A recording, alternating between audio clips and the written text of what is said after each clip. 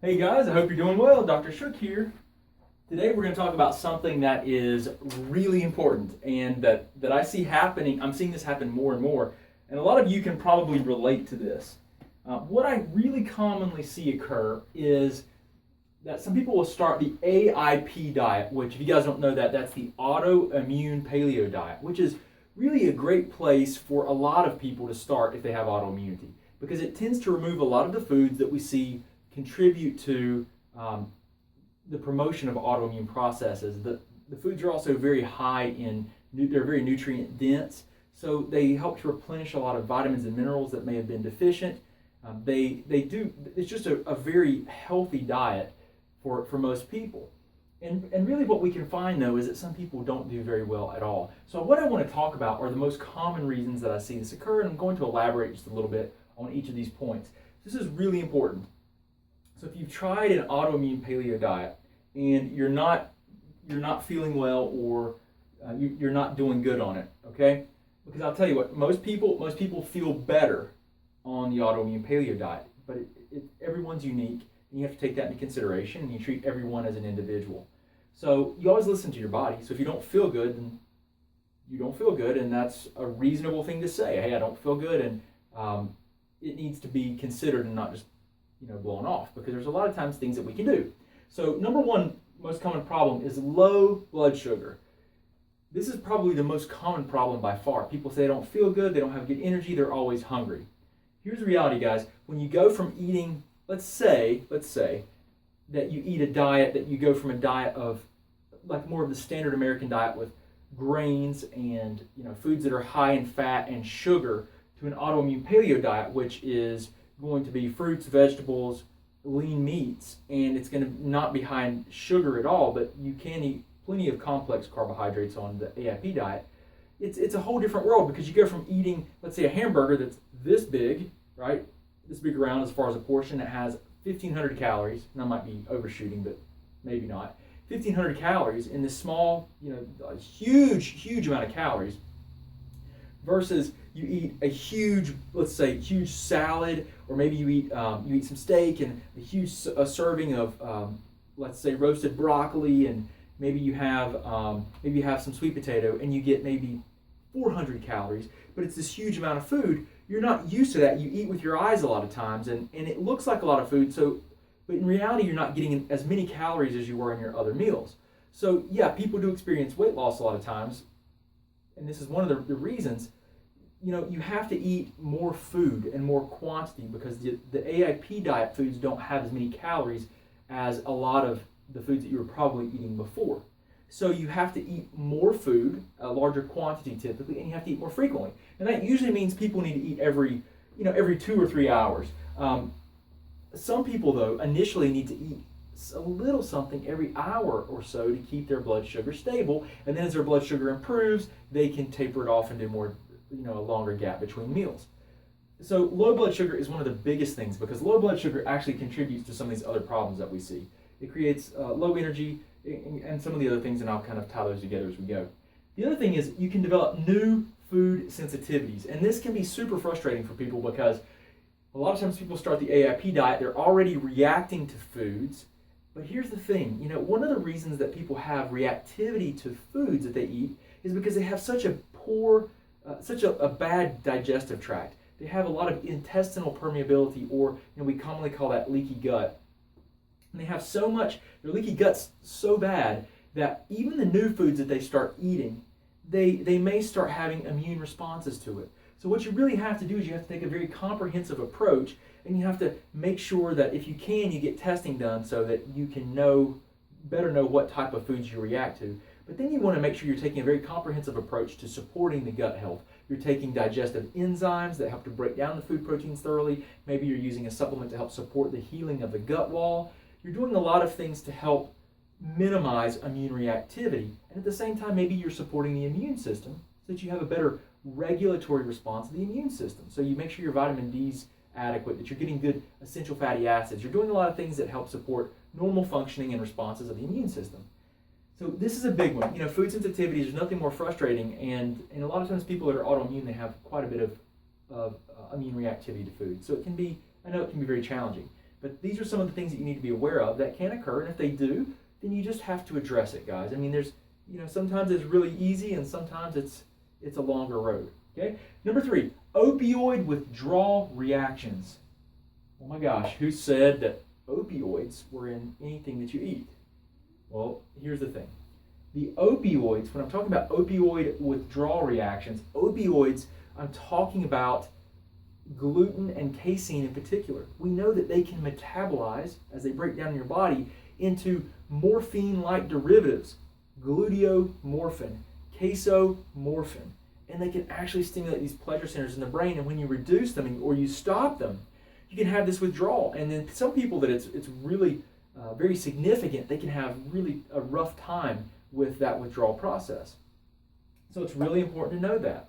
There are addictive properties to foods. Just like sugar is very addictive. Sugar stimulates pleasure centers of the brain. I mean, when they do functional MRI scans that look at metabolic activity of the nerve cells of the brain, they find that sugar looks just like cocaine. That's right. Very, very powerful. So opioid withdrawal reactions.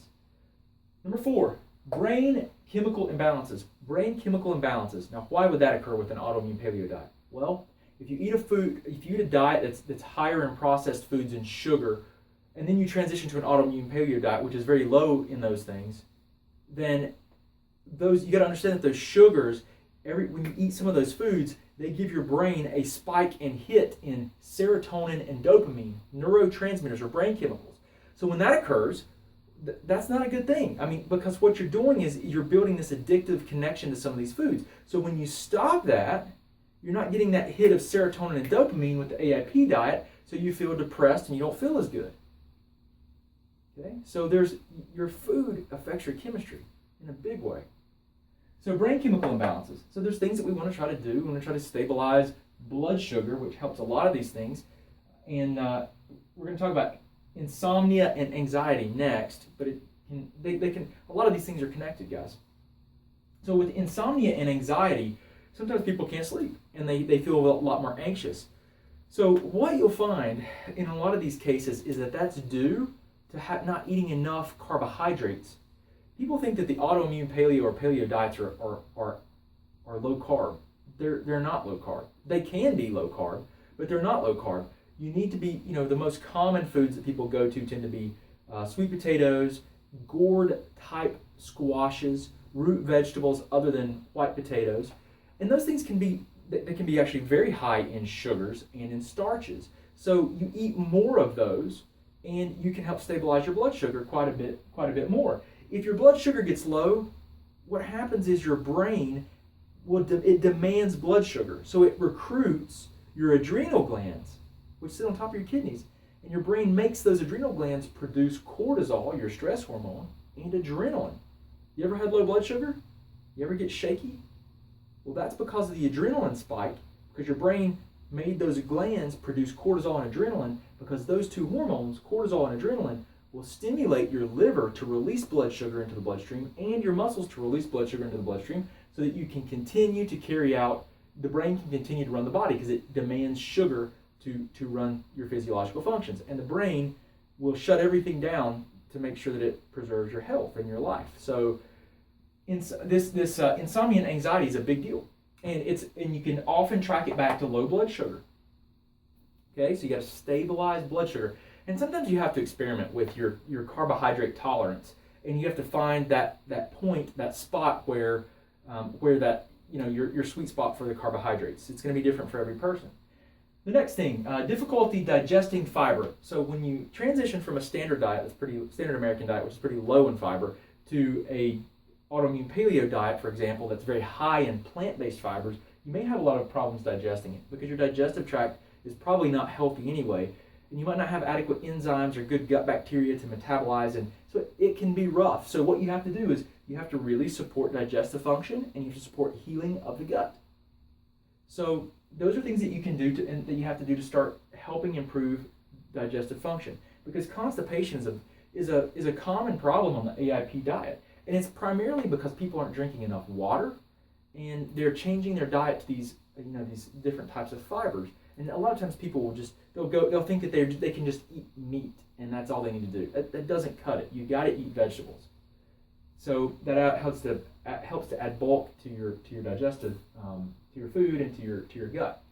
The next thing is a histamine intolerance. If there's not, this is what, number 7, right? Histamines. So histamines will build up in foods that are aged, and so foods that like sit around, they'll accumulate histamines. Any fermented foods will build up histamines.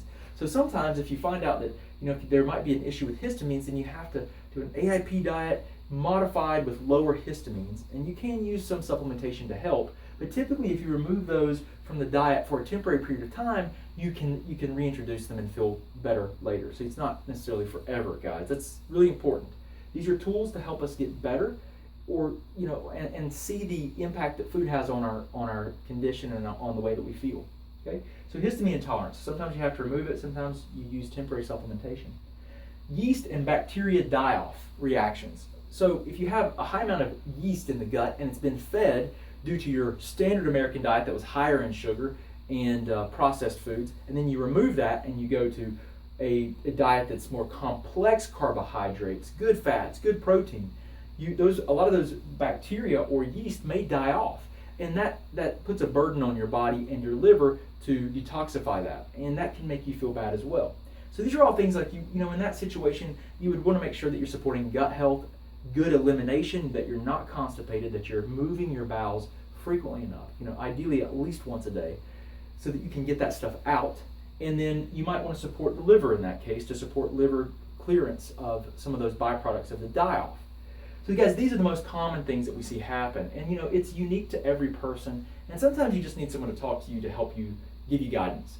So guys, if you need help, we do consults. I work with people all over the world, and we can work with you in most cases. Just if you're interested to see if you're a candidate for what we do, one thing that we can do is you can do a consultation. I do 15-minute consultations. I just talk to people about what's going on with them, give them my thoughts on their case, and if I don't think I can help you, then I'm going to tell you that. But if I'll give you every bit of information that I possibly can to give you guidance and direction, and sometimes that's a good way for us to judge if it's appropriate for you to try working with me at that point, or if maybe it's a better idea to try, something different, right? Something else.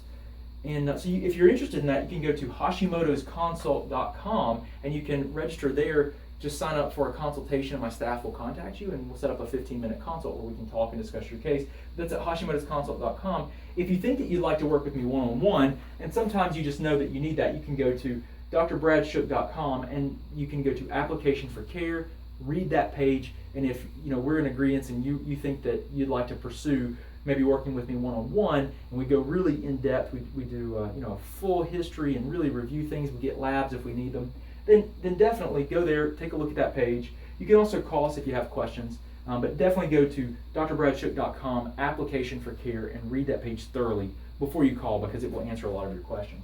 So guys, I hope this has helped out. Remember, help us help other people. Please share this information if you found it useful. I really appreciate you guys so much being here. I'm trying to teach you guys so you can be your own advocate, you can take your health back, and you can be better partners with your healthcare providers. Okay, so let's keep working on changing the world and getting people as healthy as we can. Help me help other people. If you like this video, please do share it, because I'll talk more about this type of topic when I see a lot more shares. That's kind of how I know, because I know you guys will like my videos, and I appreciate the likes and the love. But when someone really thinks that it's profound information, they share it because they share it with the people that they care about. If they don't, they might give it a like. So I know if there's greater shares, you guys like this, and I'll focus more on these types of topics. Okay, so appreciate you so much. Hope you have a wonderful, wonderful day. I'll talk to you again soon. Thanks.